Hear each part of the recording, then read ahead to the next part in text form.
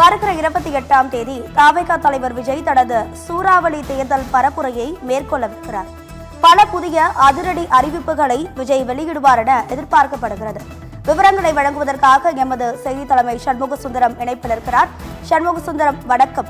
தவிக பின்தொடர்கிறதோ, அதாவது பின் தங்குகிறதோ அப்படிங்கிற குற்றச்சாட்டு எழுந்து வரக்கூடிய நிலையில விஜயின் பிரச்சாரம் எப்ப ஆரம்பிக்கிறது? அவருடைய அடுத்த வேட்பாளர் பட்டியல் எப்ப வெளியாக இருக்கு? உங்க விரிவான தகவல். தமிழக தேர்தல் களத்திலே அனல் பறக்க தொடங்கி இருக்கிறது. நேற்றைய தினம் திமுகவின் செய்திகளாக சென்றது, இன்றைய தினம் அதிமுகவின் செய்திகளாக செல்கிறது. ஆனால் விஜய் பின்தங்க மாட்டார், பின்தொடர்வாரா என்றால் நிச்சயமாக விஜய் வரும் 28ஆம் தேதி முதல் களமிறங்குகிறார். வரும் சனிக்கிழமை முதல் விஜயின் சூறாவளி ஆட்டம் தொடங்குகிறது. விஜய் சூறாவளி ஆட்டத்தை தொடங்கி இருக்கிறார். சர்க்கார் அமைப்பதற்காக விஜய் களமிறங்கி இருக்கிறார். அதாவது அதற்காக தன்னுடைய படை பரிவாரங்கள் அனைத்தும் தயார் செய்து விட்டார் விஜய். 28ஆம் தேதி சனிக்கிழமை பெரம்பூரிலே தனது பிரச்சாரத்தை தொடங்குகிறார். பெரம்பூரில் தான் அவர் களமிறங்க போகிறார், போட்டியிட போகிறார். அதற்கான பணிகள் எல்லாம் தயார். தேர்தல் பணிமுறை தயாராகிவிட்டது. அவர் தங்குவதற்காக தனி பங்களாவை வாங்கி இருக்கிறார்கள். அந்த பங்களாவில் தங்கியிருந்து தேர்தல் பணிமுறையின் மூலமாகத்தான் தன்னுடைய பணியை தொடங்க இருக்கிறார். அதற்காக பனையூரிலிருந்து பெரம்பூருக்கு விரைவிலே மாற்றமும் ஆக போகிறார் விஜய் என்ற தகவலும் இருக்கிறது. அதற்கு போன்று விஜய்க்காக தனியாக பிரச்சார வாகனம், ஒரு கேரவன், சிறப்பு கேரவன் தயார் செய்யப்பட்டிருக்கிறது. அது மட்டுமல்ல, ஒரு சிறப்பு விமானமும் தொடர்ந்து புக் செய்யப்பட்டிருக்கிறது. எனவே பறந்து விஜய் பல்வேறு இடங்களுக்கு தொடர்ந்து பிரச்சாரம் செய்ய இருக்கிறார். 28ஆம் தேதி பிரச்சாரத்தை தொடங்கும் விஜய் அடுத்த 25 தினங்களுக்கு ஓய்வறியாத ஒரு பிரச்சாரத்தை மேற்கொள்ள இருக்கிறார் என்ற தகவல் நமக்கு கிடைத்திருக்கிறது. அதே போன்று வேட்பு மனுக்களை தாக்கல் செய்ய 4 நாட்கள் தான் இந்த அவகாசம் கொடுக்கப்பட்டிருக்கிறது.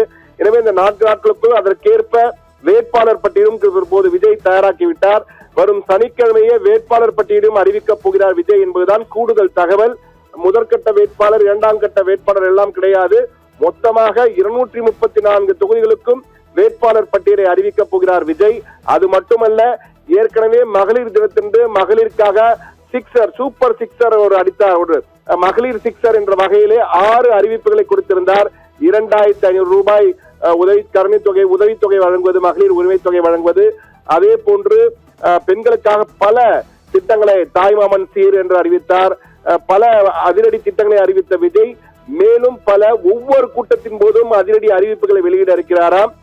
வழக்கம் போல தேர்தல் அறிக்கை என்பதை விட ஒவ்வொரு பிரச்சார கூட்டத்திலும் ஒரு முக்கிய அறிவிப்பினை வெளியிட்டு தன்னுடைய புதிய பாணி ஸ்டைலிலே, அதாவது நவீன டிஜிட்டல் யுகத்திற்கு ஏற்ப தன்னுடைய பிரச்சார யுக்திகளை அமைத்திருக்கிறாராம் விஜய். அது மட்டுமல்ல, அவருடைய முக்கிய சகாக்கள், முக்கிய நிர்வாகிகளாக இருக்கும் ஆதவ் அர்ஜுனா, ராஜ்மோகன், புசி ஆனந்த் போன்ற பலரும் சென்னையிலே பல தொகுதிகளில் போட்டியிடுவதால் சென்னையில் முதற்கட்டமாக தலைநகர் சென்னையிலே 2 தினங்கள் பிரச்சாரம் செய்ய இருக்கிறார். அதன் பின் வேட்பு மனு தாக்கல் தொடங்கியவுடன் வேட்பு மனுவை தாக்கல் செய்ய இருக்கிறார்.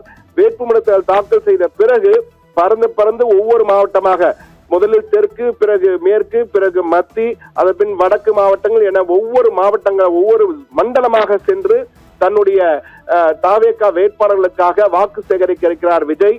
அது மட்டுமல்ல, வாக்கு சேகரிப்பு மட்டுமல்ல, வாக்குறுதிகளையும் மிக சிறப்பான கவர்ச்சிகரமான ஜனரஞ்சக வாக்குறுதிகளை அளிக்கப் போவதற்கு திட்டமிட்டிருக்கிறார். அதற்கேற்ப ஒரு அணி, அவருக்காக அந்த ஒரு குழுவே தற்போது அந்த தேர்தலுக்கு தயார் செய்து கொடுத்திருக்கிறது. எனவே வரும் 28ஆம் தேதி முதல் புதிய ஒரு பாணியிலே களமிறங்க இருக்கிறார் விஜய். சர்க்கார் அமைப்பதற்காக களமிறங்கும் விஜயின் பிரச்சார யுக்திகள் என்ன, அவருக்கு ஊடக வெளிச்சம் எந்த அளவுக்கு கிடைக்கப் போகிறது, மக்களை கவர்வாரா, அவருடைய வாக்குறுதிகள் வாக்குகளாக மாறுமா என்பதையெல்லாம் பொறுத்திருந்தான் பார்க்க வேண்டும். ஆனால் வரும் 28ஆம் தேதி முதல் விஜயின் மற்றொரு ஆட்டம், அதிரடி ஆட்டம் ஆரம்பமாகிறது என்றுதான் கூற வேண்டும். ராதிகா.